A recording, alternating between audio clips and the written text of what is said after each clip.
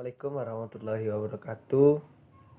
Baiklah, saya akan menjelaskan materi tentang aneurisma aorta. Aneurisma aorta adalah penyakit yang ditandai dengan pengembangan pada pembuluh darah aorta.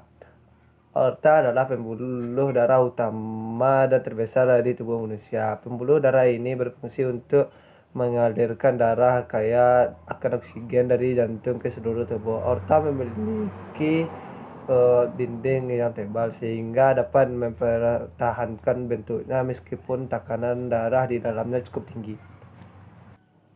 Selanjutnya gejala aneurisma aorta yaitu yang pertama, nyeri yang terus-menerus dari dalam perut atau di bagian samping perut, nyeri punggung, sensasi berdenyut di sekitar pusar.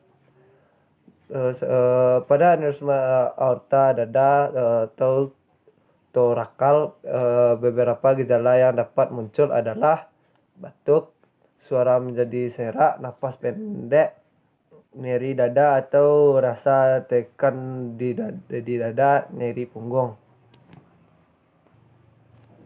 Tanda-tanda bahwa aneurisma pecah atau robek atau diseksi adalah yang pertama, nyeri yang parah dan muncul secara tiba-tiba di perut, dada, rahang, lengan, atau punggung. Yang kedua, kepala berkunang-kunang. Ketiga, sulit bernapas. Yang keempat, denyut jantung sangat cepat. Berikut terdapat beberapa faktor yang diduga dapat memicu pelemahan tersebut, yaitu yang pertama, pengerasan arteri atau aterosklerosis. Yang kedua, penyakit peradangan pada pembuluh darah atau vaskulitis seperti giant cell arteries dan Takayasu arteritis. Yang ketiga, penyakit infeksi seperti sifilis yang tidak diobati. Yang keempat, cedera pada aorta.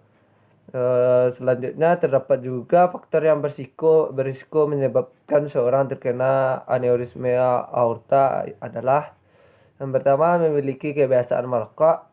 Yang kedua, berusia di atas 65 tahun. Yang ketiga, menderita hipertensi. Yang keempat, memiliki anggota keluarga menderita aneurisma aorta. Yang kelima, berjenis kelamin pria. Yang keenam, menderita penyakit aneurisma di pembuluh darah lain. Yang keenam, menderita kelainan genetik seperti sindrom Marfan. Baik, selanjutnya beberapa obat yang akan diberikan adalah yang pertama, obat golongan statin untuk menurunkan kolesterol dan mengurangi risiko terjadinya penyumbatan aorta akibat aterosklerosis. Yang kedua, obat penghambat beta atau beta blocker untuk menurunkan tekanan darah dengan cara memperlambat denyut jantung. Yang kelima, obat penghambat reseptor angiotensin atau ARB untuk menurunkan tekanan darah jika obat penghambat beta tidak bekerja dengan efektif. Obat ini sering direkomendasikan pada penderita sindrom Marfan. Selanjutnya, beberapa jenis operasi untuk menangani aneurisma aorta adalah yang pertama, bedah terbuka. Itu operasi ini dilakukan dengan cara membuang bagian aorta yang menggelembung dan menggantinya dengan pembuluh darah yang baru atau graft. Yang kedua, bedah endovaskular.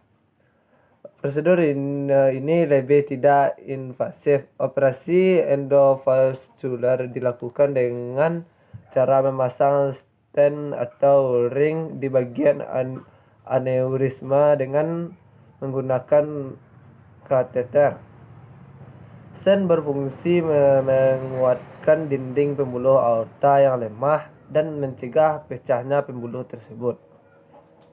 Berikut hal yang dapat Anda lakukan adalah yang pertama, berhenti merokok. Yang kedua, menghindari pikiran berat hingga menyebabkan stres. Yang ketiga, menghindari aktivitas fisik berat seperti olahraga, angkat beban. Yang keempat, mengurangi asupan lemak agar kadar kolesterol turun.